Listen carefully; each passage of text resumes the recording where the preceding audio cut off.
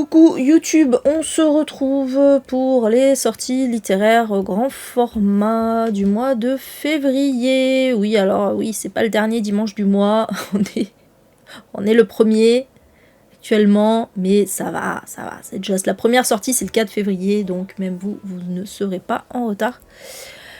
Donc, bah écoutez, je vous propose de passer, c'est bon maintenant, hein, j'ai plus besoin de vous expliquer les choses.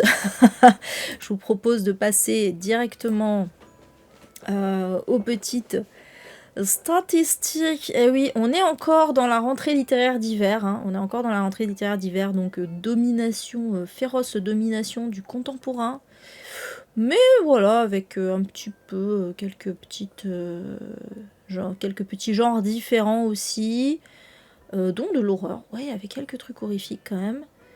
Et cette fois, normalement, je n'ai pas fait de coquille sur le nombre de romans. Ouh, que se passe-t-il?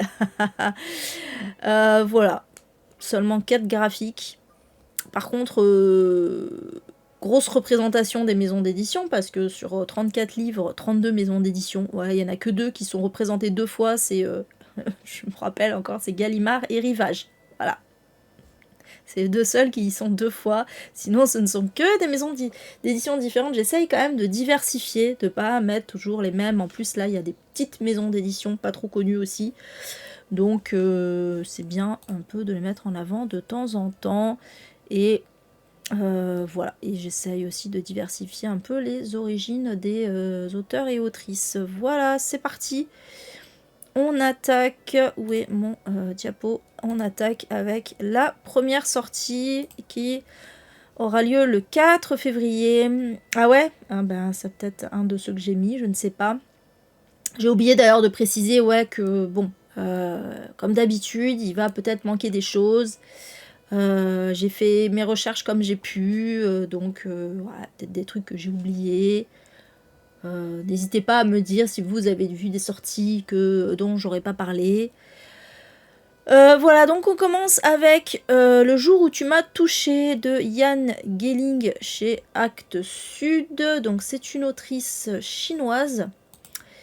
Et donc c'est un roman historique puisqu'on est à la fin de la révolution culturelle chinoise, où un groupe d'adolescents est sélectionné à travers tout le pays pour intégrer une troupe artistique de l'armée populaire de libération.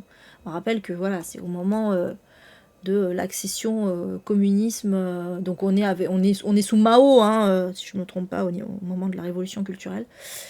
Donc la mission de ce groupe, de cette troupe artistique, c'est d'insuffler, je cite, culture et beauté au sein des régiments. Alors, je rappelle qu'il y avait une grosse mise en avant, et oui, c'est vrai que c'est étrange pour régime, on sait qu'il a été plutôt dictatorial, mais il y avait une énorme mise en avant de la culture, d'où le terme de révolution culturelle, une énorme mise en avant de la culture et de la science à ce moment-là, et un rejet de tout ce qui était religion, en fait, et je trouve ça quand même assez intéressant.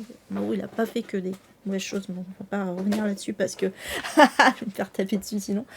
Mais voilà, c'est vrai qu'il y a eu ça quand même qui a été fait pendant cette révolution. Mais vous savez que malheureusement, en fait, il y a beaucoup de révolutions. La révolution russe, c'est pareil. C'est révolution, le printemps arabe et tout, c'est des révolutions qui sont parties d'une très bonne intention et qui ont très bien démarré. Mais malheureusement, à partir du moment où il y a un homme qui prend le pouvoir et qui commence à en abuser, et ben c'est là où tout vrille. Donc et la révolution culturelle chinoise en fait partie.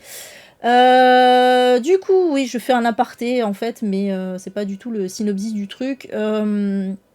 Donc, on va suivre ce groupe d'adolescents qui passent leur journée et leur nuit ensemble, qui sont soumis à une discipline militaire assez stricte et à un entraînement rigoureux. Donc on est voilà, plutôt dans un univers assez clos, mais voilà, ils arrivent quand même à vivre un peu leur jeunesse, quoi. Et en fait, l'autrice va dépeindre l'évolution donc de leur destin sur plus de 40 ans. Et voilà, on nous dit qu'elle dresse le portrait d'une génération assujettie au conditionnement politique. Voilà. Donc on est vraiment dans un roman historique sur cette période particulière de l'histoire de la Chine. Ça a l'air très intéressant, même si j'avoue, je vois pas trop le rapport avec le titre. Tu te dis, oula, ça va être un truc genre sur les VSS ou quoi. Peut-être que c'est le cas, mais en tout cas, c'est pas dit dans le synopsis.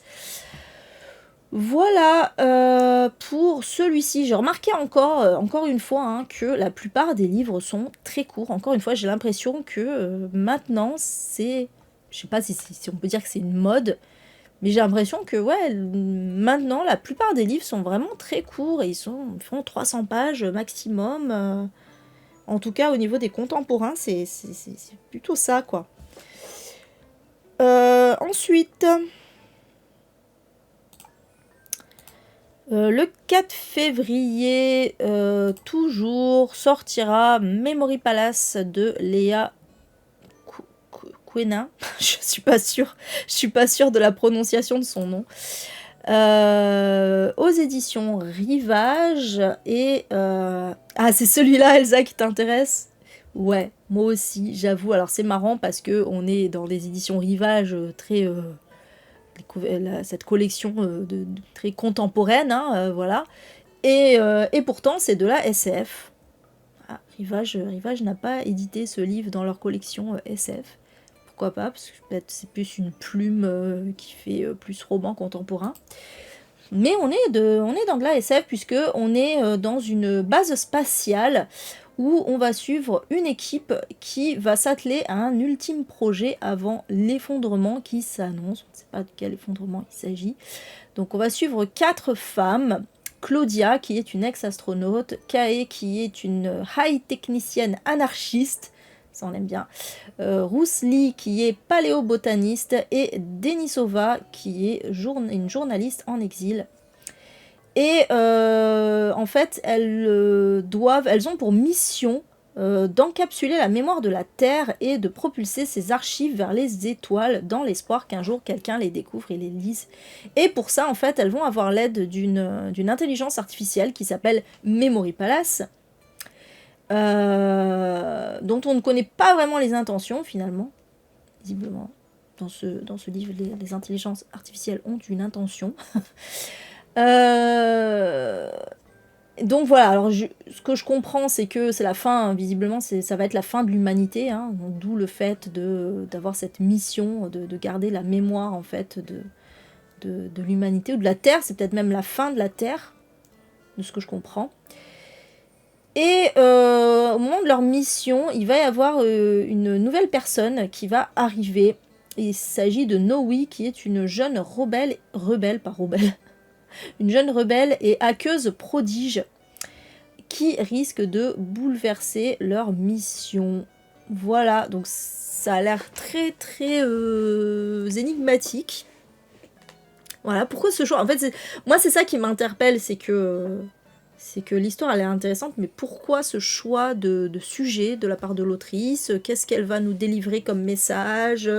Voilà, je suis assez curieuse en fait, parce que je ne connais pas du tout cette autrice pour le coup, je sais même pas si c'est pas son premier roman.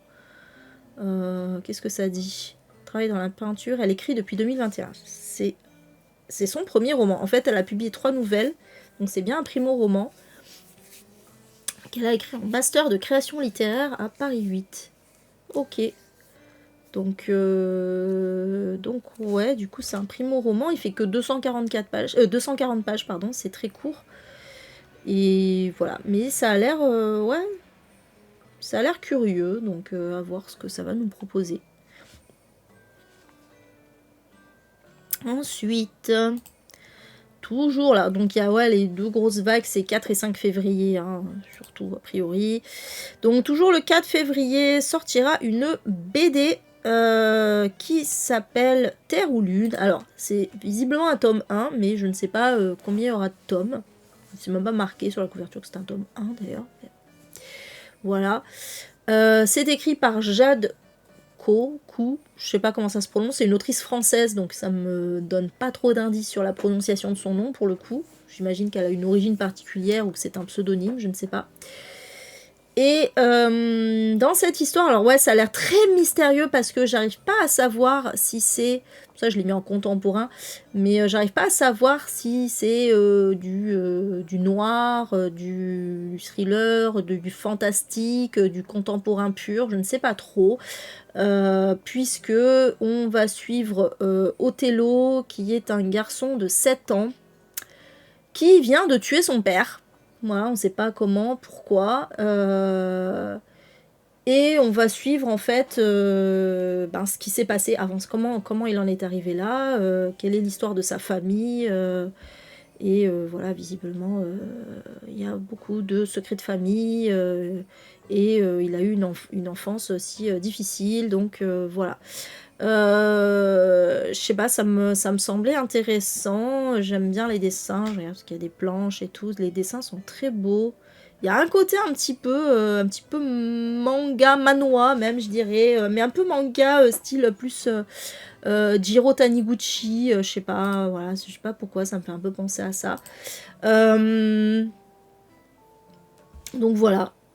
J'en sais pas plus. Alors en plus ils mettent prix de lancement. Bon, pour l'instant c'est du hardback, hein, c'est du hardback de 300 pages, donc ça explique le prix parce que là apparemment c'est un prix de lancement à 27,90 et apparemment en avril il va augmenter de prix, mais je ne sais pas à combien il va passer. J'en sais rien. Donc j'imagine au moins 30 balles, je suppose. Et ça sortira, j'ai oublié de le préciser, aux éditions Morgan, que je ne connais absolument pas. Voilà, c'est ce que j'avais à dire sur cette BD, mais ça a l'air quand même très intriguant. On passe au 5 février avec la sortie de À la chaîne de Ellie Cranor chez Sonatine.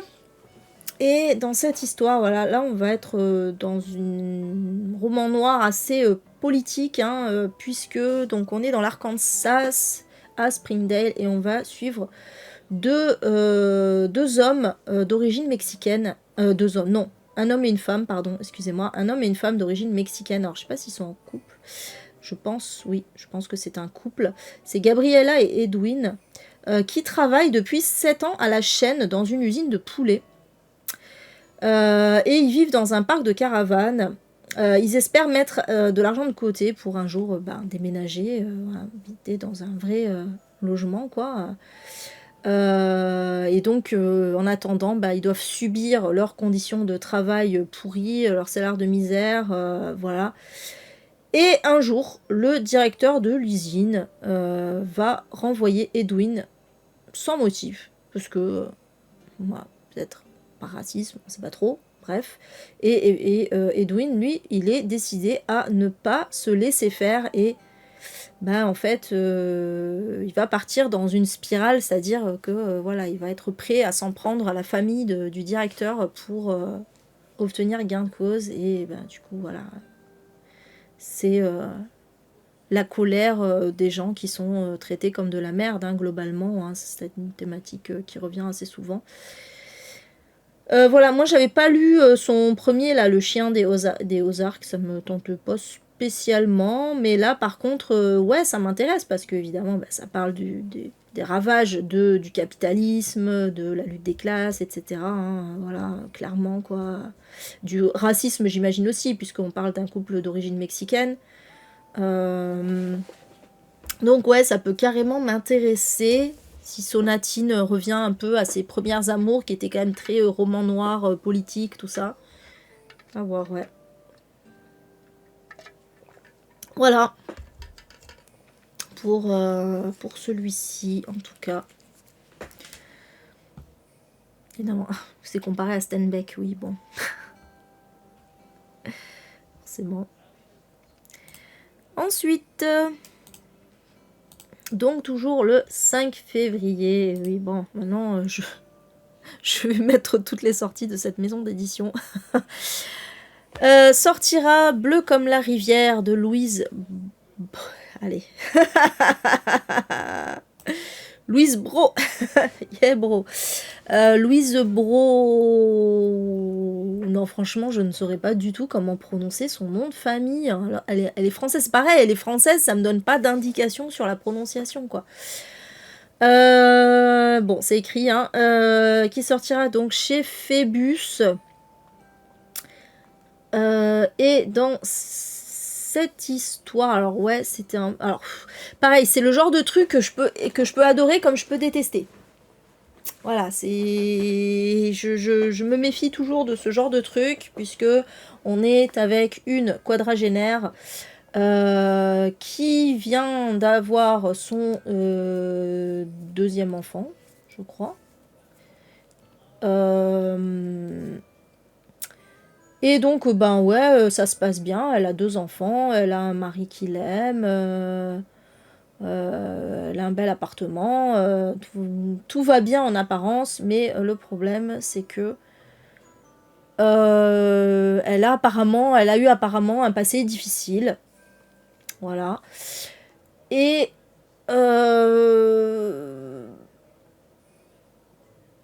bah en fait, ouais, elle va partir dans des trucs, voilà, elle va se détourner un peu de ses enfants, elle va tromper son mari, voilà, en fait, elle va un petit peu euh, sortir de, ouais, je pense vouloir sortir de sa routine, etc. Et ouais, ça va parler de ça, voilà, ça va parler de cette femme. Mais le truc, ouais, le truc qui me fait un petit peu peur, c'est que c'est aussi un truc apparemment écologiste, donc je sais pas trop. Ouais, c'est un livre écoféministe, je me méfie toujours un petit peu de ça. Donc ça va parler, alors c'est bien, ça va parler du dérèglement climatique notamment. Mais voilà. Alors on nous dit que c'est un peu à la croisée de l'essai et du roman. Ce livre fait le lien entre écologie, littérature et intime avec une brillante impertinence. Donc ça peut être excellent, comme je sais pas. Mais après, voilà, moi, ça me peut me parler, à moi qui suis moi-même quadragénaire, mais après, voilà, j'ai pas d'enfant et j'ai pas envie de tromper mon chéri, donc je sais pas. Mais oui, les affres de... Enfin, le fait d'avoir une enfance difficile et d'arriver à la quarantaine aussi en se remettant parfois en question, en remettant parfois en question sa vie, etc. Oui, bah ça je connais, hein, je pense comme beaucoup. Donc voilà, écoutez, je l'ai mis en tout cas. Mais ouais, c'est pas le Phébus que j'ai le plus envie de lire là, présentement. En plus, il est très très court, hein. Ensuite, le 5 février, toujours sortira Une femme sur le toit de Swad Benkiran aux éditions Mercure de France. C'est vrai que je les cite pas souvent, ces éditions-là. Et pourtant, elles existent. Et dans cette histoire, on est à Rabat au Maroc et on va suivre Mina qui a longtemps été bonne à domicile mais qui ne supporte plus de servir les gens et elle va préférer devenir SDF. Voilà, elle s'installe dans la rue et là, on est au début du roman, en fait, elle vit dans la rue depuis 5 ans. Et pour subsister, eh ben, elle continue quand même, malgré tout, à faire des petits travaux, des ménages et tout, chez des bourgeoises. Mais bon, voilà, malgré tout, elle n'est pas mécontente finalement de retrouver chaque soir son bout de trottoir malgré sa précarité, parce qu'elle l'a choisi. Voilà. Euh, Voilà, elle vit au fond d'une impasse, mais on nous dit elle est libre. Alors en vrai, dans la vraie vie, je suis pas sûre que ça se passe aussi bien hein, pour les femmes SDF, hein, on le sait, mais bon. Euh, Et en fait, on va avoir une ellipse de, ouais, je vous le dis, c'est dans le synopsis, hein, on va avoir une ellipse de 30 ans. Voilà. Ah non, c'est pas ça, pardon. On va avoir un flashback de 30 ans plutôt. C'est pas 30 ans plus tard, en fait, c'est 30 ans avant. On va apprendre que, en fait, elle a eu, quand elle était ado, elle a eu une petite fille que sa famille l'a forcée à abandonner. Et donc, 30 ans plus tard, donc au moment de l'action, et ben, elle va apprendre que elle va retrouver la trace de cet enfant qu'elle a dû abandonner et qui est devenue une jeune femme qui pourrait vivre à Casablanca et elle va partir pour la retrouver. Voilà. Voilà. Bon, ça a l'air quand même intéressant. Alors après, je sais pas si c'est très très réaliste cette histoire-là. Mais bon, et encore une fois, très court, voilà, vraiment, les romans contemporains, là, sont vraiment très très courts en ce moment, c'est un truc de fou. Mais bon, voilà, je vous l'ai mis, si ça peut vous intéresser. Toujours le 5 février, bon là on est sur un truc un peu plus léger, mais moi j'avoue c'est des thématiques que j'aime bien, c'est un peu plaisir coupable on va dire. C'est un petit thriller young adulte qui s'appelle Influence mortelle, écrit par Lauren Wilson et qui sortira chez Nathan. Et en fait, ouais, ça va parler de réseaux sociaux, ça va parler d'emprise et tout, donc voilà, c'est des thématiques que j'aime bien. On va suivre Chloé, qui est une jeune étudiante plutôt réservée, qui un jour va faire la connaissance de Clara sur le campus. Clara, c'est une influenceuse, voilà, qui fait rêver tout le monde avec ses posts. Voilà, c'est un peu bling bling, elle fait des fêtes, tout ça, tout ça. Et en fait, Clara va se prendre d'affection pour Chloé, et Chloé va enfin se sentir spéciale. Mais le problème, c'est que ben, l'amitié va devenir peu à peu, un peu toxique. Voilà. Un peu étouffante. Chloé, elle va même être invitée, entre guillemets, à vivre chez Clara. Et un jour, une étudiante va disparaître. Et tout à coup, il va y avoir des rumeurs qui vont refaire surface sur Clara, donc l'influenceuse. Et voilà, je sais pas plus. Donc moi j'aime bien les histoires d'amitié toxique en fait. Je trouve que c'est vrai que c'est... On parle souvent des couples toxiques, des relations parents-enfants toxiques, mais on parle rarement des amitiés toxiques alors que c'est très très intéressant comme thématique, j'aime bien. Donc voilà. Et puis oui, le truc un peu des influenceurs aussi, c'est une thématique que j'aime bien. Voilà, du coup, pour celui-ci, alors je pense pas que je l'achèterai, mais... Voilà, si un jour je le trouve d'occasion, ou peut-être en e-book, je sais pas, on verra. Voilà. Ensuite, toujours le 5 février, ah là là, évidemment, celui-là, je l'attends comme le Messie. Il s'agit de Miss Kim de Cho Nam-joo. Et oui, c'est l'autrice, vous le voyez sur le bandeau. Putain, un bandeau qui gâche la couverture. D'ailleurs, ça m'énerve ces bandeaux de chiotas là. C'est l'autrice de Kim Ji-young. Oui, bien sûr. C'est l'autrice de Kim Ji-young, née en 1982. Roman que j'avais adoré. Vraiment, qui m'avait énormément parlé et ému. Quand je l'avais lu, voilà, qui dépeint un peu bah, la condition des femmes en Corée du Sud. Et donc ça sortira chez Robert Laffont, là, donc elle va nous sortir des nouvelles. Voilà, des nouvelles qui dépeignent des portraits de femmes, encore une fois. Donc 8 femmes, donc 8 histoires construites autour de ces femmes.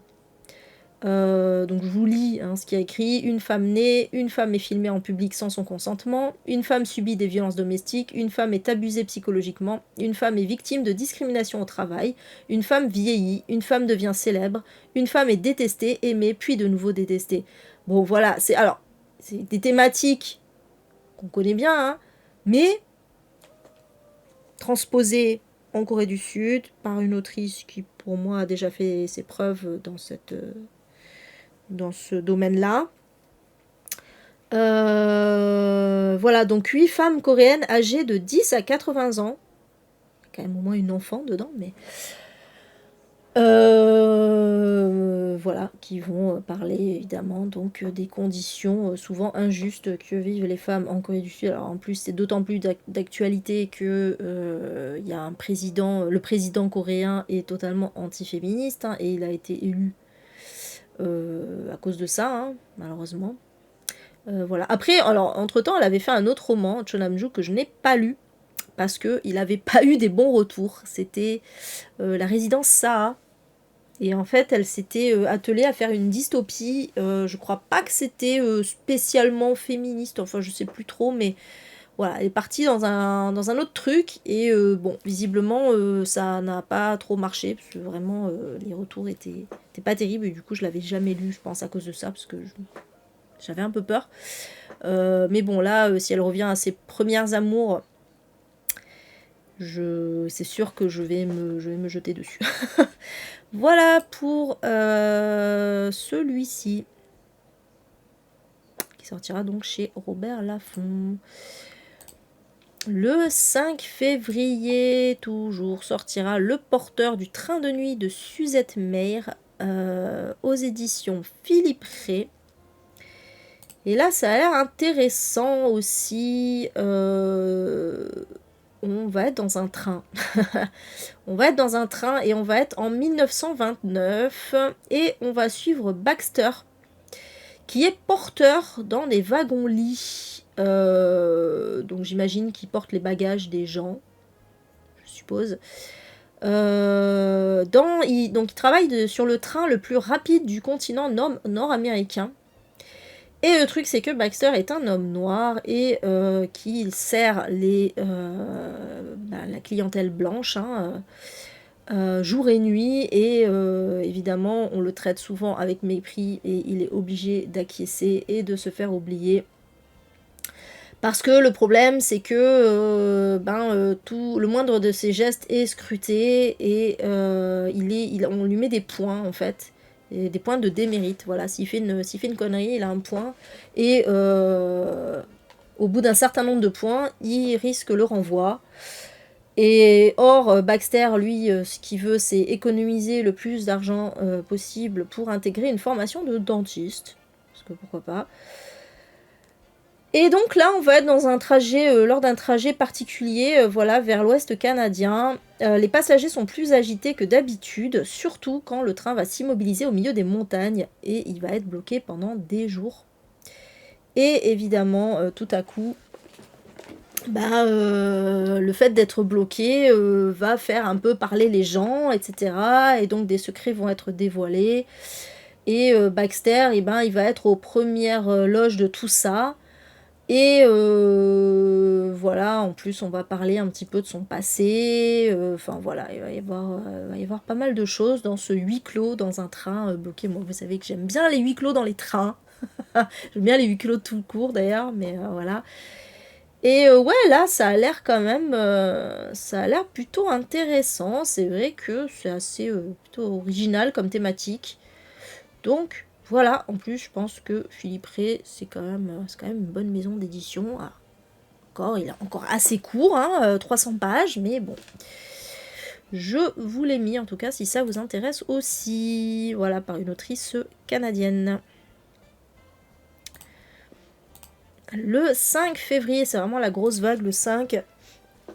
Sortira 4 mm à peine de Amélie Antoine aux éditions Syros. Hop. Donc, alors Amélie Antoine, elle varie entre thriller adulte et thriller entre guillemets young adulte. Voilà, elle écrit pas mal pour la jeunesse aussi. Alors c'est pas un thriller d'ailleurs, c'est plutôt du contemporain, un peu politique, puisque on va suivre des migrants. Voilà, en fait, on va suivre Laurette, qui elle n'est pas une migrante. Laurette, elle a grandi à Dunkerque. Voilà, ça a toujours été son fief. Et on va suivre Sahar, dont les parents ont traversé toute l'Europe depuis l'Afghanistan, et leur but c'est d'aller au Royaume-Uni, et donc la dernière étape c'est Dunkerque justement. Et une nuit, alors que Laurette et sa mère rentrent en voiture, elles vont croiser donc la famille de Sahar et ses parents, qui marchent le long de la route, et elles vont choisir de s'arrêter. Je ne sais pas si c'est pour les aider ou pas, mais voilà, j'en sais pas plus. Je ne sais pas pourquoi il y a ce titre 4 mm à peine, mais voilà. Bon, ça m'a intriguée quand même. Moi, j'aime beaucoup Amélie Antoine, donc Je suis assez curieuse de celui-ci. Alors après, voilà, c'est... Syros, c'est à peine young adulte, hein, c'est même presque pré-ado, hein, Syros, hein, c'est... voilà, d'où le prix, d'ailleurs. Mais oui, on est plus... voilà, il est marqué 13-17 ans, oui, doit être ça, quoi. Mais bon, pourquoi pas, voilà, si vous avez des enfants ados, bah, let's go. Le 5 février, allez, encore un autre young adulte parce qu'il a l'air un petit peu sympathique quand même. Il s'agit des tragédies romantiques d'un drama king de Harry Trevaldwyn, qui sortira aux éditions Gallimard, hein, dans leur collection jeunesse. Et dans cette histoire, on va suivre Patch, qui est un adolescent de 16 ans qui a pris une grande résolution. Cette année, il aura un petit ami. Et il se trouve que il va avoir sur son chemin 2 cœurs à prendre. Donc il y a Peter qui est fraîchement arrivé de New York. Et il y a Sam qui est plutôt timide. Et voilà, on va suivre un petit peu les pérégrinations de Patch avec sa meilleure amie Jane. Et voilà, toute une galerie de personnages qui vont tourner autour. Bon voilà, ça a l'air un peu mime, c'est tout, évidemment. Mais pour les fans de Georgia Nicholson et Heartstopper, bon, moi j'aime les deux, donc ça tombe bien. Et voilà. Et l'auteur, sachez que l'auteur Harry Trevaldwyn, c'est un, je sais pas si je prononce bien son nom par contre, mais c'est un acteur anglais, c'est un acteur et un humoriste aussi. Alors, c'est pas trop illustré dans des gros rôles, mais il a fait des apparitions dans des films et des séries assez connus. Donc voilà, j'aime bien le fait que, parce que ça change un petit peu, voilà, qu'une histoire gay soit écrite, enfin soit du On Voices, soit écrit par un mec gay pour le coup, voilà. Donc voilà, je l'ai mis, pareil, ça peut être un petit peu sympathique et rigolo. Ensuite, quand ça veut, on passe au 6 février avec le nouveau Camille Emmanuel Bombas qui sortira aux éditions Verso. Alors, j'avais parlé la semaine dernière donc de Cucu qui va sortir en version poche, que j'ai très envie de lire, et d'ailleurs je pense qu'il va être je l'ai mis dans ma pile à lire de février, hein. Et là, bon voilà, elle continue dans ces petites comédies, on va dire un petit peu sarcastiques. Avec Bombas, on va suivre Marie qui a 38 ans, qui a tout pour être heureuse. Voilà, elle est prof en ligne, pourquoi pas. Ça lui plaît, elle a un mec parfait, elle a des jumelles de 5 ans qui sont en bonne santé. Et en plus, elle écrit et elle va avoir l'opportunité d'adapter son roman en série télé. Mais le problème, voilà, sur le papier, tout va bien, mais le souci, c'est que elle a plus trop de désir pour son mec, déjà, et en plus, pour la série, les producteurs lui demandent de passer par l'IA, en fait, pour écrire un scénario de romance un peu sexy, un peu dark. Voilà, on est un peu sur un peu les mêmes thématiques que QQ, hein. Ambiance, voilà, on dit ambiance cartel mexicain glamour. Évidemment, ça va pas trop lui plaire à Marie. Et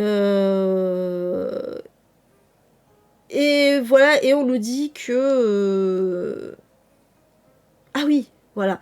Donc, c'est la petite originalité du truc, c'est qu'un jour, donc, Marie va se prendre une porte vitrée en pleine face, et depuis, en fait, elle a des genres d'hallucinations. Ou du moins, enfin on sait pas trop, en tout cas quand elle s'endort, elle bascule dans un monde parallèle, et on nous dit que ça ressemble au scénario de la romance qu'on cherche à lui imposer. C'est quand même, le scénario ressemble beaucoup à celui de QQ, hein. Elle a un peu repris le même délire, mais bon, après si QQ a marché comme ça, j'imagine qu'elle s'est dit bon, ça marche bien, je fais pareil. Bon voilà, donc rappelle que l'autrice c'est une autrice féministe, hein, voilà, on n'est pas dans des romances cucu, normalement il y a J'ai pas encore lu, hein, Cucu, mais normalement, il y a un message quand même un peu féministe dedans, donc on verra, je vous dirai ça quand je l'aurai lu. Et je vois d'ailleurs qu'il est en cours d'adaptation pour le cinéma. Ça peut être intéressant pour le coup. Voilà, après, si c'est du cinéma français, bon. Je me méfie. Ça peut être très bien, comme ça peut être tout pourri. Hein. Ça va dépendre du réel, des acteurs. Bref, voilà en tout cas pour celui-ci.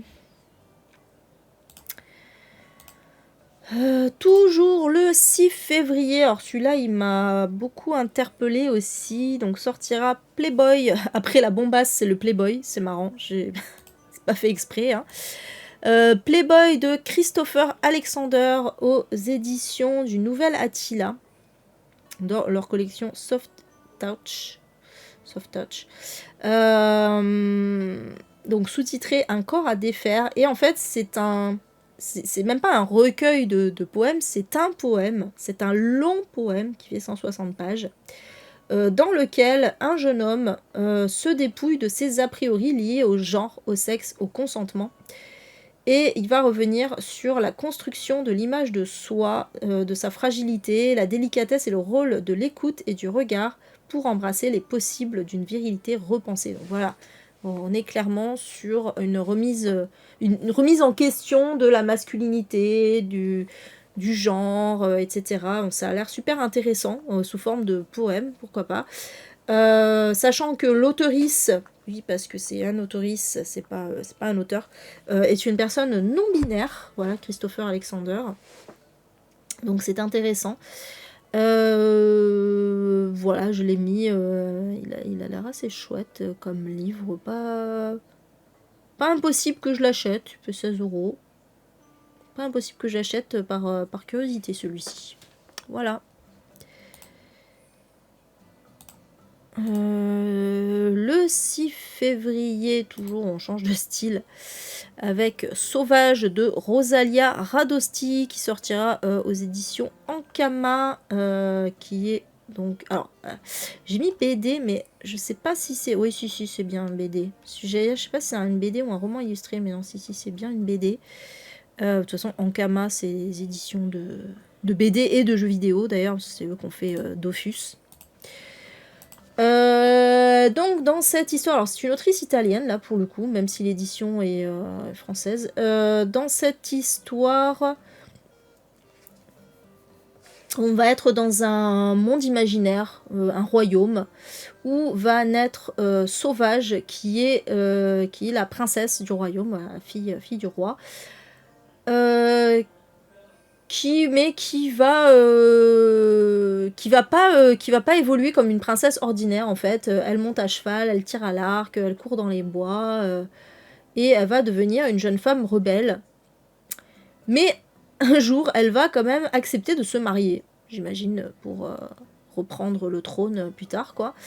Le problème, c'est que, comme elle est très rebelle, garçon manqué, tout ça, même si pas trop le terme de garçon manqué, mais voilà, les prétendants vont fuir parce qu'ils sont effrayés par son caractère. Voilà. Jusqu'à ce qu'un jour... Coucou Jenny, comment ça va? Oui, t'es un peu à la bourre.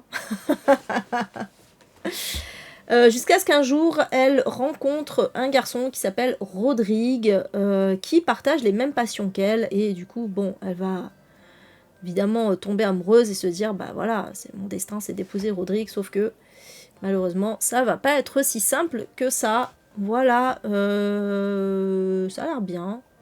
Voilà, ça a l'air plutôt bien. C'est pas forcément super original, mais j'aime bien l'idée, donc voilà, je vous l'ai mis, petite bande dessinée de chez Ankama. Ça a l'air très joli en plus. Ensuite, on passe au 11 février avec la sortie d'un livre qui n'avait jamais été édité en France. Il s'agit du Nid de Shirley Jackson. Il sortira chez Rivage dans leur collection noire. Et oui, en fait, Rivage, ils éditent. Ils avaient édité récemment aussi Ankh Saman, de la même autrice. Voilà, ils éditent les romans de Shirley Jackson qui qui n'était jamais sorti en France. Donc c'est un roman qui date de 1954. Voilà, sachez-le, il a plus de 70 ans.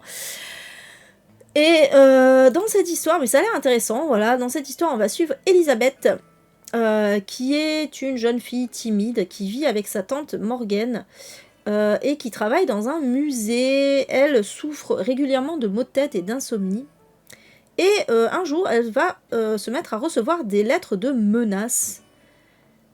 Et sa tante va commencer à l'accuser de vagabondage nocturne, sauf que Elisabeth, elle a aucun souvenir de ça.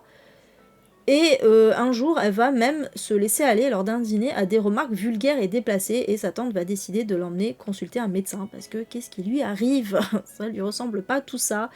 Voilà, alors je sais pas si on est dans un truc psychologique, dans du fantastique. Alors, en même temps, Shirley Jackson, c'est son truc, hein, de errer entre les deux, à la frontière entre le psychologique, voire le psychiatrique, et le fantastique, et c'est ça qui est intéressant aussi. C'était le cas dans La Maison Hantée, hein. C'est marrant parce que je sais que dans le même temps, Kim il va présenter un Blu-ray de La Maison Hantée en version film qui s'appelle La Maison du Diable, hein, d'ailleurs, l'adaptation du livre de Shirley Jackson, et moi je parle d'un autre livre de Shirley Jackson, voilà. Donc voilà, ça a l'air super intéressant. Franchement, moi déjà je voulais lire Hang Saman, j'ai toujours pas lu. Il faut vraiment que je lise les autres livres de Shirley Jackson parce que ça me tente beaucoup, beaucoup. Voilà. On est toujours le 11 février, sortira Les Nouveaux Territoires de Grace Lee chez HarperCollins. Et rappelez-vous, donc Grace Lee, moi j'avais lu, oui c'est pas Grace, hein, c'est Grace puisque c'est une autrice française. Après peut-être elle prononce Grace, mais je suis pas sûre. J'avais lu son premier roman qui était Jeune fille modèle, que j'avais beaucoup aimé. Voilà. Et là, on va être encore dans les thématiques qu'elle aime. Alors, rappelle que Grace Lee, elle animait, je sais pas si c'est toujours le cas, elle animait un podcast avec Rokhaya Diallo qui s'appelait Kif Taras, dans lequel elles évoquaient donc le racisme, hein, de leurs deux points de vue, donc Rokhaya Diallo de son point de vue de femme noire et Grace Lee de son point de vue de femme asiatiquetée, comme on dit, hein, d'origine asiatique. Sachant qu'elle est d'origine cambodgienne, Grace Lee. Et donc là, ouais, elle revient un peu, donc ça a été le cas dans Jeune fille modèle, aux thématiques justement du racisme, un peu de la néocolonialisme, ce genre de choses. Et là, en fait, on va suivre Samyut, qui est une jeune femme qui habite à Belleville, et un jour elle va décrocher un job dans une grande entreprise à Hong Kong, et donc elle va quitter la France. Et le truc c'est que elle va rencontrer Nicolas, qui est un chef français qui a un peu le vent en poupe en Chine, hein, donc. Et il va lui ouvrir les portes des soirées mondaines et de l'univers des expatriés, sauf qu'en fait, malgré le fait que Samyut soit une expatriée, puisqu'elle vient de France, elle se rend compte en fait qu'elle ne fera jamais partie de ces expatriés. Pourquoi? Parce que j'imagine, hein, parce que malgré le fait qu'elle vienne de France, les expatriés français la considèrent comme une chinoise, hein, voilà. Donc ouais, voilà, il y a indiqué que Les Nouveaux Territoires explorent les paradoxes nés de nos fantasmes coloniaux. C'est trop ça, quoi. Et c'est aussi l'histoire d'une métamorphose, le chemin d'une femme qui choisit enfin de s'appartenir. Voilà, ça a l'air très très bien. Ça a l'air très très bien, donc voilà, je vous l'ai mis. Je suis un peu curieuse à voir pour celui-là. Il est très court, encore une fois. Ensuite... on passe au 12 février avec encore un roman un peu féministe. Il s'agit de Bagarre de Emilia Petrakis qui sortira aux éditions Les Avrils.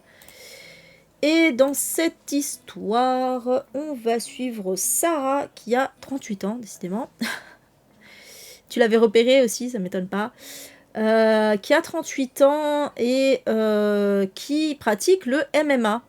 Voilà, donc le MMA, si vous ne le savez pas, c'est un art martial, on peut dire ça, oui. Ah oui, c'est ça, parce que c'est littéralement ce que ça veut dire, en fait, mixed martial arts, donc des arts martiaux mixés. Donc en fait, c'est un art martial qui mélange plusieurs arts martiaux qui existent.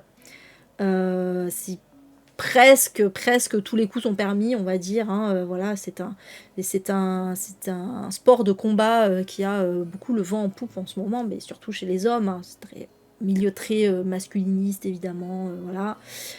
Et là, ben là c'est une femme, en l'occurrence. Voilà, le MMA, c'est toute sa vie. Et, mais le problème, c'est que elle vient, donc on est à un moment où elle vient de perdre un combat décisif parce que juste avant, elle a eu un message qui lui a annoncé que son père avait eu un AVC. Or, son père, elle lui parle plus depuis des années, et du coup, ben voilà, ça l'a travaillé. Et puis, en plus, ben, elle a 38 ans, donc elle arrive un peu à la fin de sa carrière. Et voilà, on va suivre un petit peu ben, les doutes qu'elle va affronter dans sa vie au sein de cet univers du MMA. Ça a l'air très intéressant. Moi, je ne connais pas du tout cet univers. C'est vraiment pas un truc qui m'attire, hein, pas du tout. Mais j'aime bien justement le fait que ben, voilà, ça parle d'une femme dans ce milieu-là. Avec tous les dictates qui vont avec, évidemment, tout le sexisme, j'imagine, qu'elle doit subir dedans. Voilà, donc, et puis Les Avrils, c'est une maison d'édition assez quali aussi, donc je vous l'ai mis, il sortira donc le 12 février. Le 12 février également, alors celui-là, il m'a pas mal interpellé. Sortira Les Derniers Jours de Maple Street de Sarah Langan aux éditions Fleuve dans leur collection Styx. Et on est dans un roman horrifique, un peu, ouais, roman gothique, un peu justement à la Shirley Jackson, hein, mais avec un peu une touche. Ah, c'est marrant, je dis ça, j'avais même pas fait gaffe en fait. J'allais dire avec une touche de Desperate Housewives. Ça, j'avais vu déjà la ref, mais il y a écrit avec ce Desperate Housewives à la sauce Shirley Jackson. Voilà, bon, évidemment. Donc on est à Maple Street, qui est une banlieue tranquille et sans histoire, voilà, avec... Ah non! Ça a bugué. Allez, ça recommence. Alors attendez, je mets en pause. Donc je disais qu'on était donc à Maple Street, qui est une banlieue tranquille, où voilà, les pelouses sont bien tendues, les voisins sont souriants, mais évidemment, toujours pareil, hein, ce genre de truc. Derrière cette belle façade, et ben, il y a une grosse tension et qui va être un peu mise à découvert, on va dire, par l'arrivée d'une nouvelle famille, la famille Wilde, qui est un couple excentrique et leurs 2 enfants, et ses 2 enfants d'ailleurs, on dit, mais bon, je lis ce qui est écrit, mais... et d'un coup, bah, le vernis va se craqueler, il y a une tragédie qui va tout faire basculer alors qu'on est en plein été, en pleine canicule. Et bien sûr, les soupçons vont se porter sur les Wilde et la communauté va se diviser et la chasse aux sorcières va être lancée. Voilà, alors ça fait très thriller psychologique à la Liane Moriarty, mais on est dans un truc plutôt horrifique. Donc on va voir, mais celui-là, ouais, je trouve pas la couverture ouf. Encore que ça fait un peu, la couverture fait un peu vintage en fait. Ça fait très les vieux romans en hardback là, les vieux thrillers un peu en hardback là de l'époque, voilà. Mais ça a l'air très bien. Voilà, celui-là il me tente beaucoup en tout cas. Ensuite, Le 12 février, celui-là aussi je l'attends avec impatience, le nouvel Oyinkan Braithwaite, Fille maudite, qui sortira comme ses précédents aux éditions La Croisée. Moi j'avais adoré Ma sœur serial killeuse, j'avais un petit peu moins aimé le suivant, mais qui était sympatoche, je me souviens même plus comment il s'appelle d'ailleurs. Mais Ma sœur serial killeuse, j'avais vraiment adoré. Et donc là, elle revient avec Fille maudite. Et on est toujours à Lagos, donc capitale du Nigeria. Où on va suivre Eniyi, qui est une jeune femme qui a grandi dans la crainte d'être la réincarnation de sa tante Monif.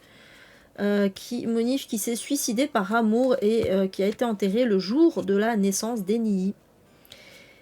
Et depuis, sa vie a été marquée par des ressemblances troublantes avec cette tante disparue. Et un jour, Eni va tomber amoureuse à son tour et elle est persuadée qu'il y a des superstitions qui vont se réaliser. Donc apparemment, alors principalement un roman noir, mais il y a du réalisme magique dedans.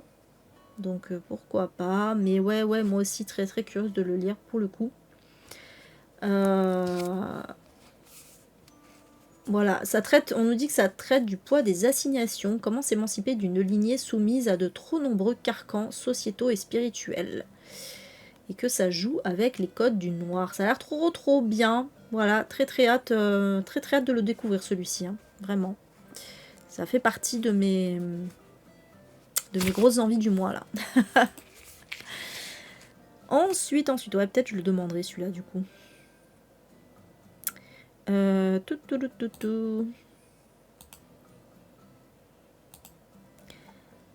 Alors, le 12 février, toujours, sortira une petite BD aux éditions helvétiques. Il s'agit de Mauvais Oeil de... Oh putain. Encore un nom que je vais avoir du mal à prononcer. Ozg Samanchi. Je sais pas trop. Qui est une autrice turco-américaine.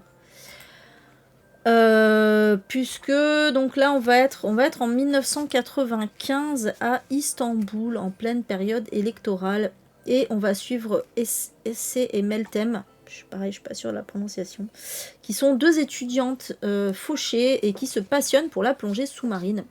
Et un jour, alors qu'elles plongent dans le Bosphore, elles vont être témoins de la mort d'une jeune femme qui vivait dans leur dortoir. Une mort un peu étrange. Et elles sont choquées et persuadées que le mauvais œil de Méduse a joué un rôle dans ce drame et elles vont décider de mener l'enquête et vont se retrouver mêlées à une sordide intrigue politicienne. Ça a l'air trop bien et ça parle donc ça parle de la vie en Turquie dans les années 90 et notamment au niveau de la politique et de l'économie de l'époque. Voilà, donc... Et l'autrice s'est inspirée de ses propres jeunes années, hein, voilà. Et en plus, voilà, on va parler aussi un peu de la condition des femmes, hein, évidemment. Voilà, ça a l'air trop bien. Ça a l'air trop bien comme petite BD, parce qu'en plus c'est polar aussi, voilà, c'est polar, politique, historique, plein de choses comme ça. Les dessins ont l'air plutôt sympas. Donc voilà, je vous l'ai mis. Elle est pas hyper chère, je trouve, pour une BD de 280 pages. 25 €, c'est pas très cher. Voilà, ça sortira donc chez Helvétique. Le 12 février, toujours, sortira Trans Amazon de Mackenzie Wark aux éditions Plomb. Et c'est un roman autobiographique, en l'occurrence. Puisque on va suivre Mackenzie, donc l'autorice, alors autorice non binaire également. Il y en a encore une. Il y a 3 autoristes non binaires hein, dans cette sélection. J'ai pas spécialement fait exprès, mais je trouve ça intéressant. Donc c'est Mackenzie qui n'a que 6 ans quand on lui apprend le décès de sa mère. Alors Mackenzie, elle a grandi dans une petite ville d'Australie. Et en fait, Mackenzie, elle ne sait pas qui elle est, elle ne sait pas comment s'appeler, enfin il ou elle d'ailleurs, mais née femme, hein, voilà, assignée fille, née femme, assignée fille à la naissance, on va dire, hein, voilà. Mais bon, c'est plutôt Yel en l'occurrence, même si là elle est genrée, Yel est genrée au féminin dans le synopsis. Donc Yel ne sait pas comment s'appeler et Yel ne se sent exister qu'à travers le désir des autres. Et en fait, Yel va décrire sa quête d'elle lui-même, on va dire, à travers des expérimentations. On y dit sexuelles et narcotiques, entrecoupées de réflexions philosophiques inspirées de son marxisme et des penseurs de la French Theory. Voilà, ça a l'air super intéressant. Et donc on va être dans le Sydney des années 80 au New York d'aujourd'hui. Donc une trajectoire de vie scandée par les modes de l'époque, le glam, le look mode, je sais même pas ce que c'est, et le punk. Voilà. Ça a l'air trop bien. Ça a l'air trop bien, donc ça va parler de patriarcat, ça va parler de capitalisme, ça va parler de culture queer, ça va parler de punk, ça va parler de communisme, ça va parler de plein de choses. Voilà. Ça a l'air trop bien. Ça a l'air trop bien. Très envie de le lire aussi, celui-ci. Donc voilà. Beaucoup de sorties intéressantes ce 12 février. Personnellement, putain, il y a beaucoup plus de sorties le 5, mais les sorties qui m'intéressent le plus sont quasiment toutes le 12 février. Voilà en tout cas pour celui-ci. Hop, et on passe au 13 février avec un petit thriller qui m'a plutôt interloqué.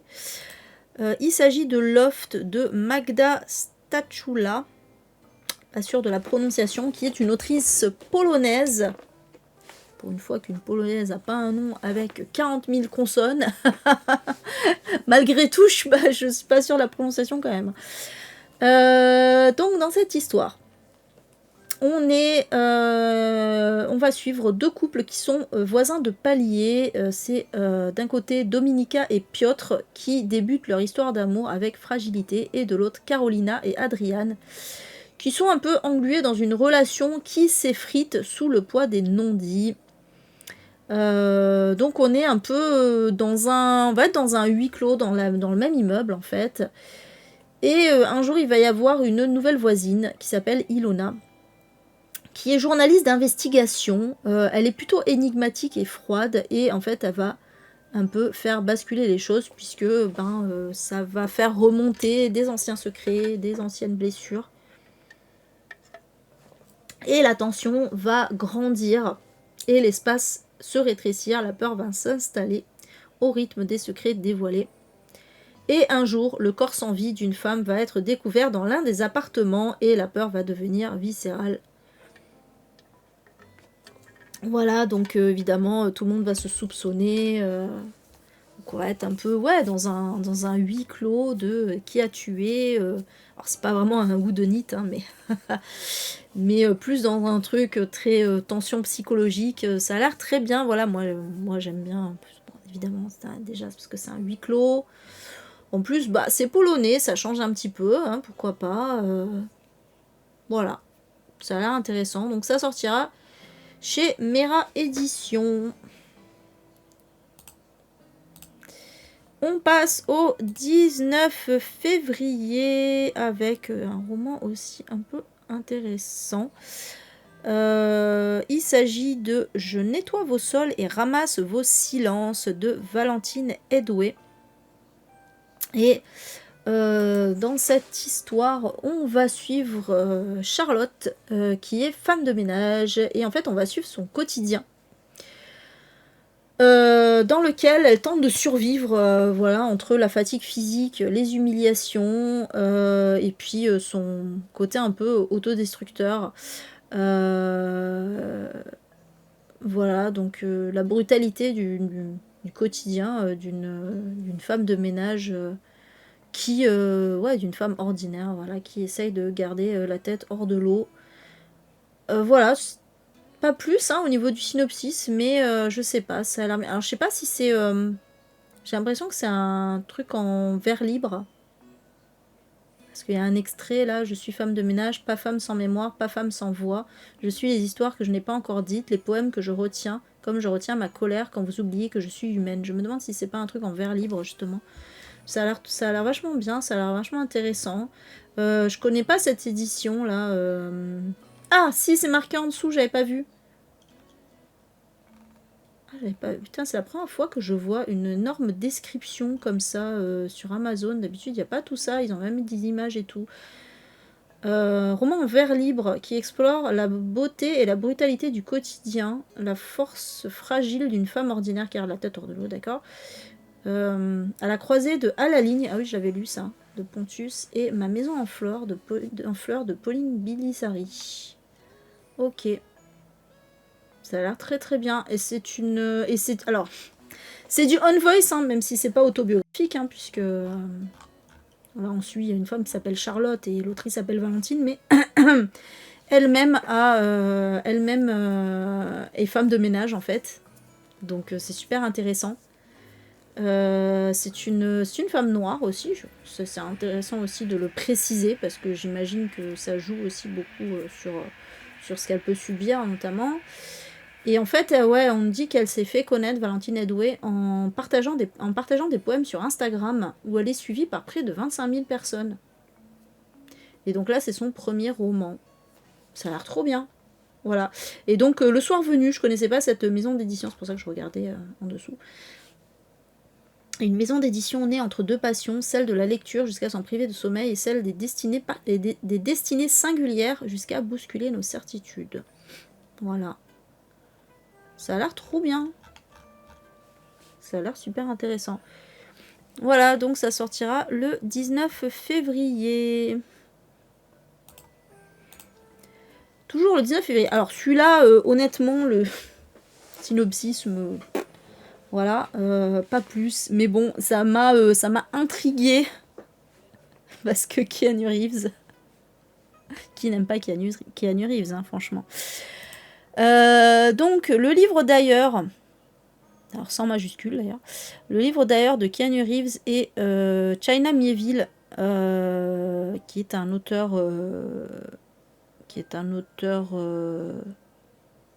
anglais, du Royaume-Uni en tout cas, qui sortira au Diable Vauvert. En plus, j'aime bien. Ouais, c'est de la SF. J'aime bien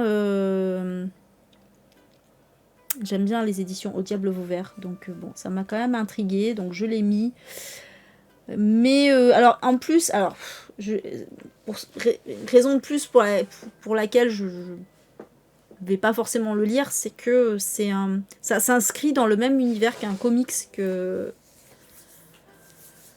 Keanu Reeves a créé en fait, qui s'appelle Berserker, mais écrit sans les voyelles en fait, qu'avec les consonnes. Et donc ça s'inscrit dans le même, ce roman s'inscrit dans le même univers que le comics, donc je pense qu'il faut déjà connaître le comics pour que ce soit intéressant. Mais voilà, en fait, on va suivre dans cette histoire, on va suivre B, la lettre B, qui est un berserker, qui est un guerrier immortel, en fait, qui a traversé les âges sous divers noms, et il est lassé de l'éternité, et il va passer à marcher. C'est vrai que ça fait très fantasy, mais bon, c'est classé en SF, donc t'as raison, Elsa, c'est un peu SFFF. Hein. Il va passer à marcher avec une unité militaire américaine et va échanger ses services contre la promesse de redevenir mortel. Et le truc, c'est que y a un soldat qui va revenir à la vie et B va comprendre qu'il n'est plus le seul à défier la mort. Voilà, donc j'en sais pas plus. Ça a l'air quand même intriguant. Voilà, mais après, est-ce que je vais avoir envie de le lire? Pas sûr, mais bon. Je vous l'ai mis si vous aimez... si vous aimez l'acteur en tant qu'auteur, si vous connaissez déjà son comics, voilà. Voilà, ça sortira au Diable Vauvert. Le 19 février, toujours sortira Toute la misère du monde de Isabelle Maillot chez Gallimard. Et dans cette histoire, on va suivre Sayonara. C'est bizarre comme prénom d'ailleurs, mais bon. Sayonara qui est assesseure à la Cour nationale du droit d'asile. Elle est enceinte et mère d'un enfant de 2 ans et elle participe tous les jours au délibéré qui décide de l'octroi ou non du statut de réfugié. Voilà, c'est très intéressant. Donc voilà, on va suivre comme ça des exilés qui fuient la guerre, qui fuient la guerre, des crises politiques ou climatiques, des femmes menacées de crimes d'honneur, qui vont vous raconter leur parcours. Et Sayonara, en fait, elle a beaucoup d'empathie et en fait, elle fait tout pour ne jamais être habituée à tout ça, en fait. Pour pas que ça devienne un quotidien banal. Et pour pas être gagné par la lassitude aussi. Et un jour, en fait, il va y avoir une jeune, une Nigériane, je sais pas si elle est jeune, qui va témoigner, on ne sait pas de quoi, et du coup, ça va tout faire basculer. Voilà, donc en fait, on va suivre un peu des parcours de demandeurs d'asile, hein, vous l'aurez compris, via une personne qui fait partie donc du tribunal qui décide ou non du statut de réfugié de ces personnes. Voilà, donc ça a l'air très très intéressant. Donc je vous l'ai mis, je sais pas ce qu'elle fait, l'autrice, on ne dit pas, bon, ça je me suis pas trop renseignée, mais voilà. En tout cas pour celui-ci. On passe au 20 février avec la sortie d'une BD qui s'appelle, ça a l'air très très bien aussi, qui s'appelle Hello Sunshine. C'est écrit par Kizzy Young, qui est un autrice non binaire également, décidément. Voilà. Et dans cette histoire, c'est un jeune homme qui a disparu, qui s'appelle Alex. On ne l'a pas vu de tout l'été, tout le monde pense qu'il a fugué, mais ses amis sont persuadés que c'est pas le cas, et à commencer par son petit ami qui s'appelle Noah. Alors en plus ils étaient en couple en secret, hein, dans le placard, hein, visiblement. D'autant plus que Noah, il est en camp de vacances biblique. Voilà, voilà. Et donc, en rentrant de son camp de vacances, il va découvrir qu'Alex en fait, faisait une dépression et a disparu.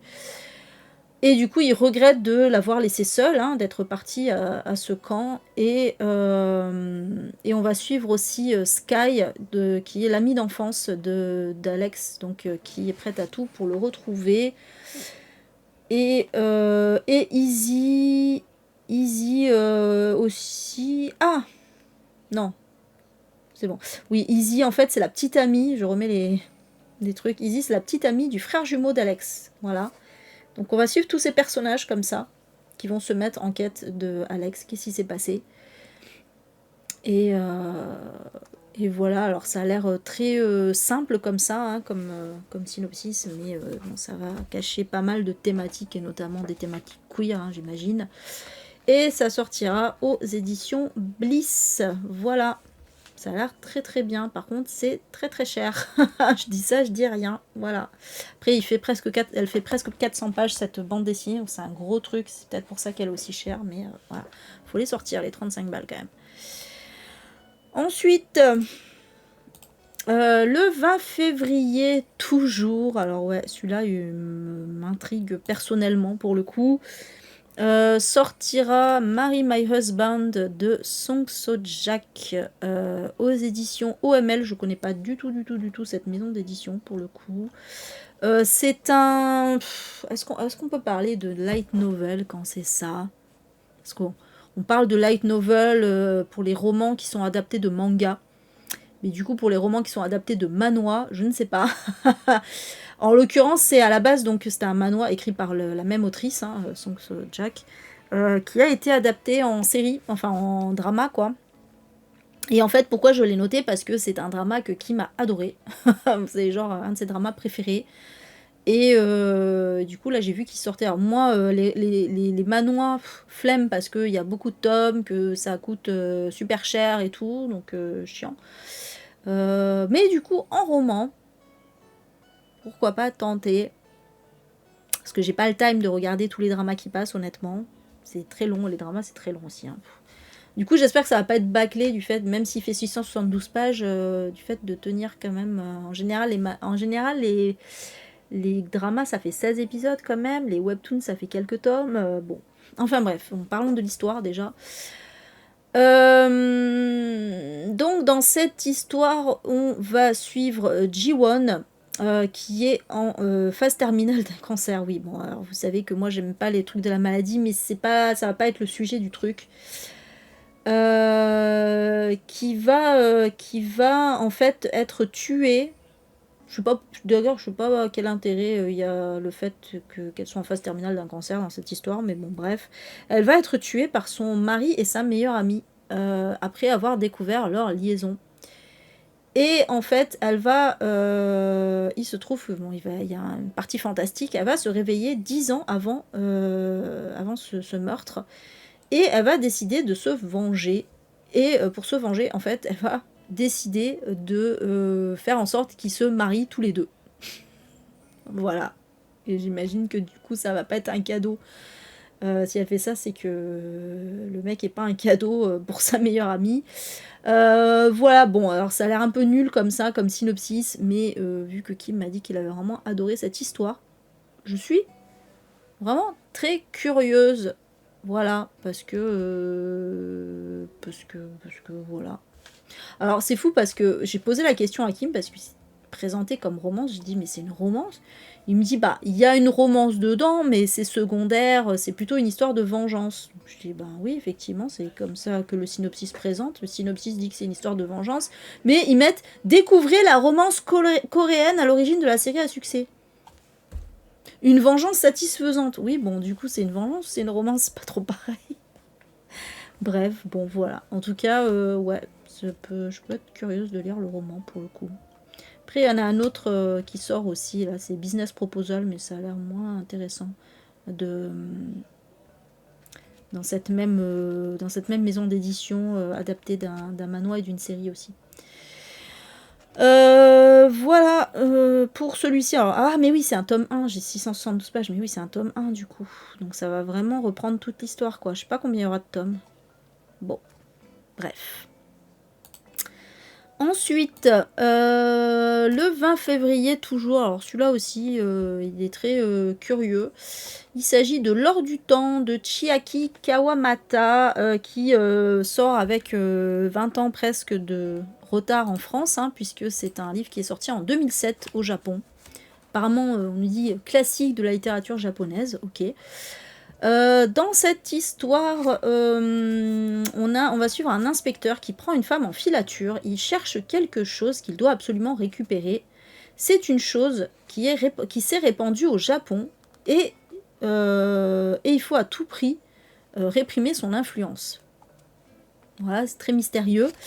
Et puis, on va faire un bond en arrière. On est dans un café en 1948. Et on va suivre un homme qui s'appelle André Breton. C'est pas un auteur, André Breton? C'est marrant. Qui attend un jeune homme, un jeune poète, en fait, parce que ses poèmes lui font beaucoup d'effet. Je sais pas s'il y a une histoire gay dedans, j'en sais rien. Et on nous dit que ceux qui lisent ces vers s'exposent à un grand danger. Ça fait un peu ring avec la vidéo maudite, je trouve. Voilà, c'est un auteur, hein, c'est bien ça. Du coup, ouais, c'est ultra mystérieux cette histoire. Voilà, c'est vraiment le genre de synopsis où on comprend pas trop, mais en même temps, on est curieux, on a envie de lire ça, quoi. Voilà, donc c'est un homme, c'est une femme d'ailleurs. Chiaki, c'est plutôt un prénom de femme, ça, non? C'est vrai que j'aime pas regarder.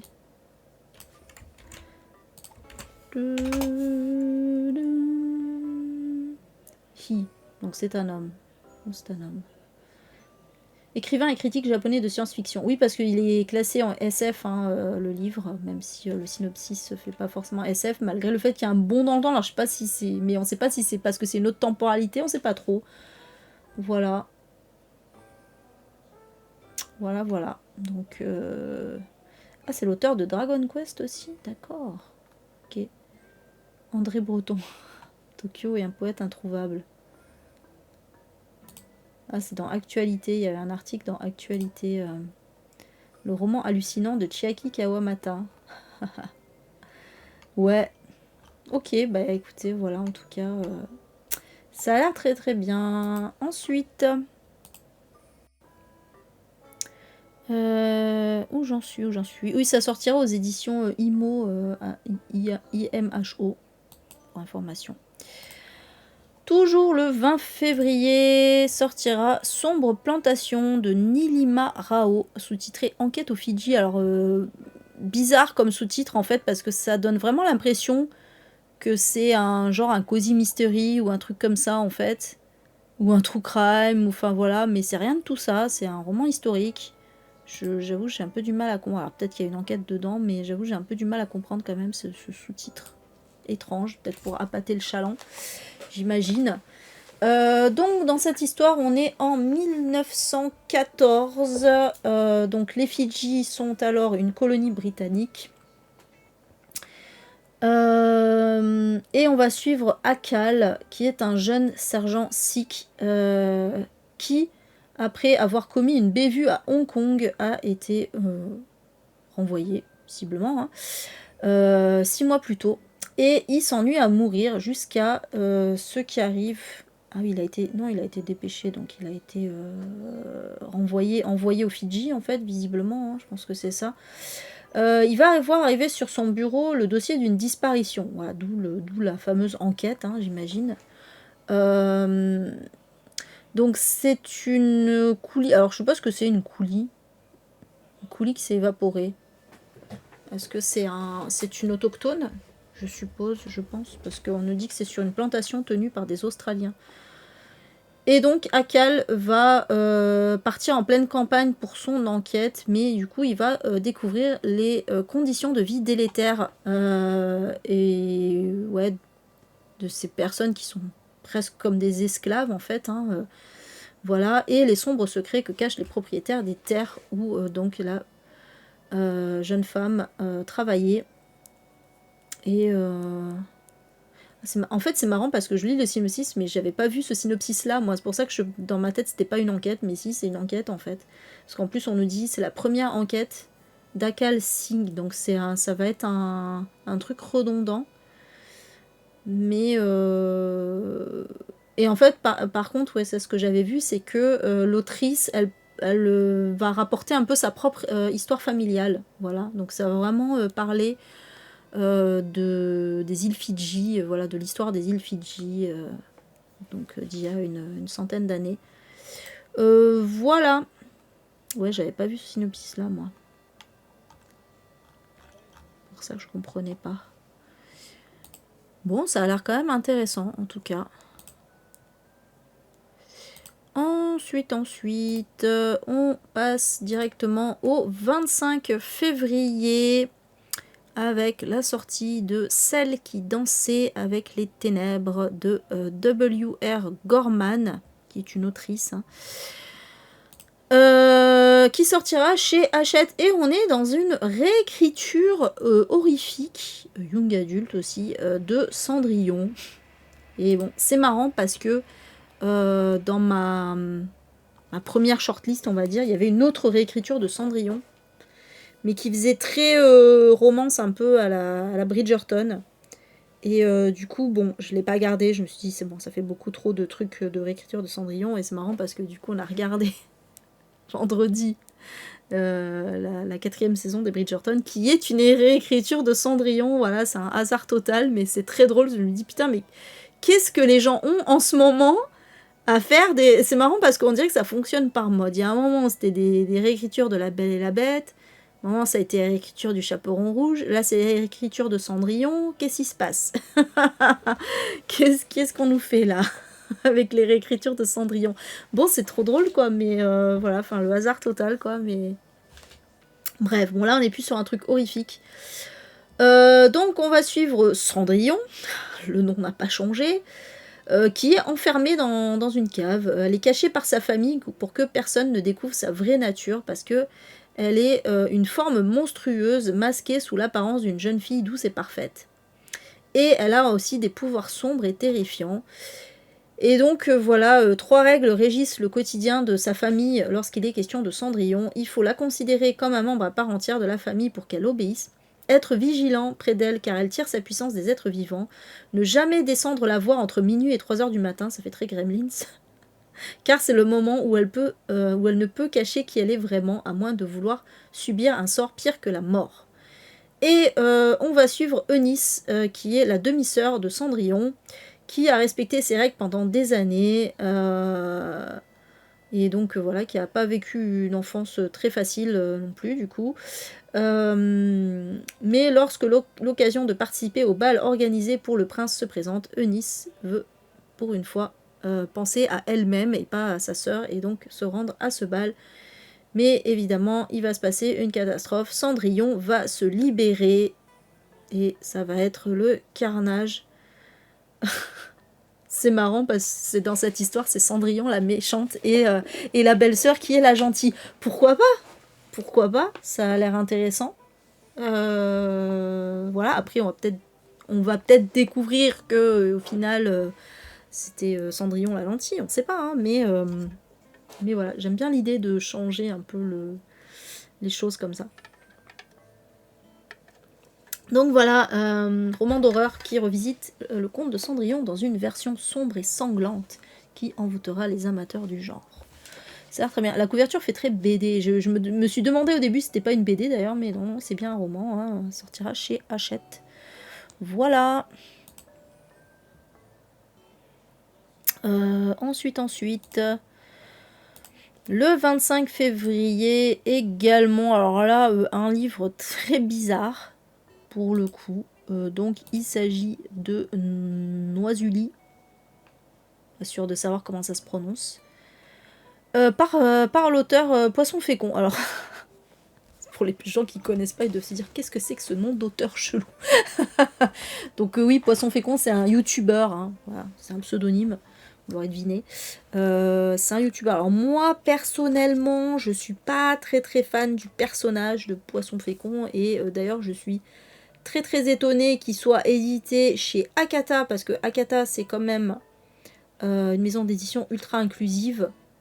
Qui publie beaucoup de on voice, donc de minorités de genre, de minorités de genre, de sexe, de race, etc. Et là, il publie Poisson Fécond, qui est un petit peu un mascu, on va pas se mentir, même si il fait pas des vidéos politiques d'incel et tout ça, hein, mais il côtoie quand même un petit peu, il est un petit peu proche de certains autres youtubeurs qui sont plutôt masculins, quoi, voilà. Je dis ça, je dis rien. Du coup, j'ai hésité à le mettre, ce livre, j'étais là, putain, Poisson Fécond, mais en même temps, Akata, voilà. Et en même temps, le livre est quand même assez intriguant. Parce que on nous dit que c'est un livre unique en son genre, on nous dit que c'est un roman théâtral au sans scène, sans décor illustré et sans musique, qui offre une expérience de lecture immersive à la fois sonore et visuelle. Et donc dans cette histoire, on va suivre Ariane, Edgar et Ulysse qui viennent d'avoir leur bac. Mais leur avenir s'annonce plutôt incertain, ils sont un peu en proie au doute et un jour ils vont avoir une étrange série d'épreuves qui va leur être imposée et au bout, l'issue ça va être leur admission dans une université aussi extraordinaire que mystérieuse. Donc on est dans un lieu magique dissimulé du commun des mortels, un peu comme dans Harry Potter. Où des milliers de jeunes élus comme eux viennent apprendre à maîtriser leurs songes. Voilà. Et on nous dit que entre disparitions inquiétantes et cauchemars, cet endroit se révèle moins enchanteur que prévu. Donc voilà, je suis quand même un peu curieuse de ce livre. Je me demande ce que ça peut cacher là-dedans. Donc je l'ai mis, de toute façon je mets toujours les parutions d'Akata parce que j'adore Akata, vous le savez. Voilà. Ensuite, le 25 février, toujours sortira Un rêve plus loin. J'en peux plus des titres qui sont tirés de Jean-Jacques Goldman en fait. Pourquoi ? Un rêve plus loin de Karam Hassan aux éditions Albin Michel. Et c'est un livre autobiographique qui va raconter l'histoire de l'auteur qui a fui le Soudan en fait pour venir vivre en France en bateau, enfin voilà, donc vraiment en mode exil compliqué quoi, peur de la police, bateau qui chavire, course contre le froid, contre la faim, la jungle aussi des migrants, hein. Voilà, donc j'en sais pas plus, mais voilà, ça va raconter son parcours donc, de migrant soudanais. Donc ouais, voilà, ça a l'air intéressant, donc je vous l'ai mis. Alors il est très court hein, aussi, mais voilà, il y a décidément beaucoup d'histoires de migrants hein, dans cette sélection, mais tant mieux, enfin tant mieux. Pas tant mieux qu'il y ait des migrants dans le sens où voilà, ils ont des parcours compliqués, mais tant mieux qu'on parle de leur situation plutôt. Voilà, c'est important. Voilà en tout cas pour celui-ci. On passe au 26 février. Allez, encore un roman horrifique qui m'interpelle grandement. Il s'agit de Notre-Dame de la Dormition de Manon Ségur aux éditions du Héron d'Argent, pardon. Et le synopsis est un peu spécial aussi, mais pourquoi pas. Donc, on va suivre Myriam, qui est une jeune costumière qui fait beaucoup de cauchemars. Et un jour, en fait, elle va découvrir un portail oublié qu'elle va ouvrir et elle va découvrir une femme hagarde couverte de suie et d'or qui est surgie d'un passé effacé et qui pourrait être la réponse, on nous dit, hein, je cite, à tous ces silences. Voilà, j'en sais pas plus, si ce n'est que ça va parler d'une église qui est ensevelie sous les fondations d'un vieux théâtre toulousain et qui semble avoir avalé les flammes sans jamais les éteindre. Et ceux qui l'approchent trop près laissent quelque chose d'eux, leur voix, leur sang, parfois leur âme. Voilà, bon. Écoutez, je sais pas, je sais juste que je comprends pas de quoi ça parle, je sais juste que c'est un truc horrifique. Ça a l'air assez mystérieux, la couverture est très belle, ouais la couverture elle est absolument magnifique pour le coup, vraiment quoi. Alors c'est pas du hardback mais ça a l'air très beau quand même. Voilà, donc je sais pas, il m'a intrigué ce livre, j'ai eu envie de le mettre. Parce que moi j'adore les histoires d'horreur, donc voilà. Je sais pas combien il fait de pages par contre. Mais bon, voilà, 20 €, il est pas très très cher. Voilà, sauf s'il fait 100 pages, mais j'en doute quand même. Voilà donc pour celui-ci qui est l'avant-dernier de la série. Et donc on va terminer avec un petit contemporain, presque thriller, mais quand même plus en contemporain. Il s'agit de L'épreuve de Suzy Miller qui sortira chez l'Archipel. Alors, je suis embêtée parce que j'aime pas du tout les éditions de l'Archipel. Je trouve vraiment leurs livres, à chaque fois, leurs livres sont mauvais. Pour autant, celui-là, il a l'air quand même voilà, mis en avant par le New York Times en plus. Bon. Donc dans cette histoire, on va suivre Tessa qui est une brillante. Donc on est en Australie. Et on va suivre Tessa qui est une avocate anglaise. Voilà. Brillante avocate anglaise qui défend sans état d'âme les hommes accusés d'agression sexuelle. Et qui va elle-même se retrouver sur le banc des victimes après avoir subi un viol conjugal. Voilà. Donc, elle a la trentaine. Ah oui, alors on est dans ce truc où il y a d'abord un synopsis général et après un peu plus précis. Donc, voilà, elle a l'habitude de défendre. Rappelons-le, hein, elle défend les agresseurs. Hein. C'est ça qui est intéressant en fait. Elle défend les agresseurs. Enfin les agresseurs, en tout cas les hommes accusés, présomption d'innocence, tout ça. Elle défend les hommes accusés d'agression sexuelle, voilà, elle a aucun état d'âme, elle fait son boulot et puis c'est tout. Sauf que, évidemment, elle va être elle-même un jour victime d'un viol. Et d'ailleurs, ce qui est intéressant, parce que c'est un viol conjugal, en fait c'est un viol qu'elle subit de la part d'un homme avec qui elle a une liaison depuis peu. Et du coup c'est bien, enfin c'est bien, pas qu'elle subit un viol, hein, mais c'est bien que ce soit un viol qui s'inscrit dans ce qui est la majorité des viols malheureusement, hein. C'est voilà, c'est pas un viol de elle a subi, c'est pas comme dans Je me suis tue de Mathieu Ménégo, hein. Voilà, c'est pas un viol qu'elle a subi par un mec dans la rue avec un couteau, tout ça, non.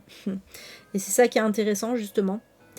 Et du coup, elle sait très bien, elle est très bien placée pour savoir que ses chances d'obtenir gain de cause face à la justice sont minimes. Voilà, puisque elle-même, elle défend des agresseurs et elle gagne tout le temps parce que, ben, tout simplement, les accusés de viol sont rarement inquiétés, malheureusement, hein.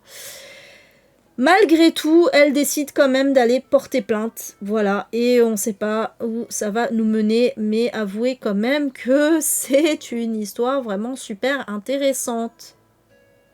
Voilà. Alors, apparemment, c'est tiré d'une pièce de théâtre. À la base, c'est une pièce de théâtre qui s'appelle Prima Facie. Pas sûre de la prononciation. Qui est pièce qui est aussi écrite par Suzy Miller. Voilà. Et donc, qui a une pièce qui a pas mal marché, visiblement.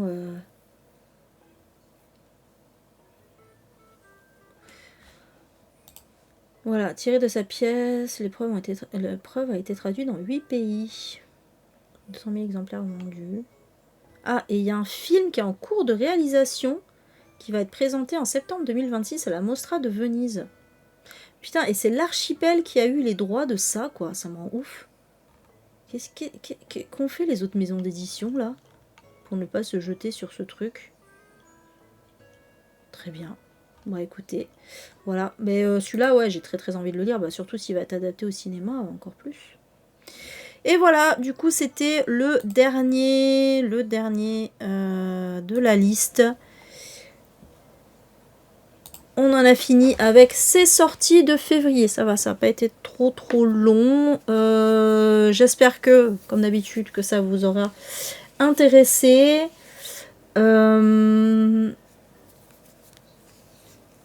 Qu'est-ce que je voulais dire? Ben, on se retrouve... Alors, on va se retrouver peut-être plus tôt que prévu.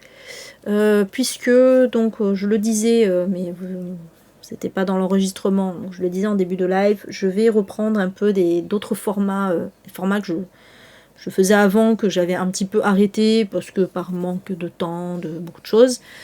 Je vais reprendre, voilà, certains formats du jeudi, les tops, les icebergs, tout ça. Donc vous aurez donc la prochaine vidéo, je ne sais pas encore dans quel sens je vais faire, donc ce sera soit un top, soit un iceberg. Vous aurez la surprise du coup de voir ça, je pense vendredi, voilà. Et sinon après dimanche je vous ferai dimanche vous aurez lundi un nouveau bilan de lecture. Voilà pour les vidéos à venir. Voilà, ça fera un peu plus de vidéos, j'espère en tout cas que ça vous aura intéressé. Merci d'avoir regardé cette vidéo et du coup je vous dis à bientôt. Ciao.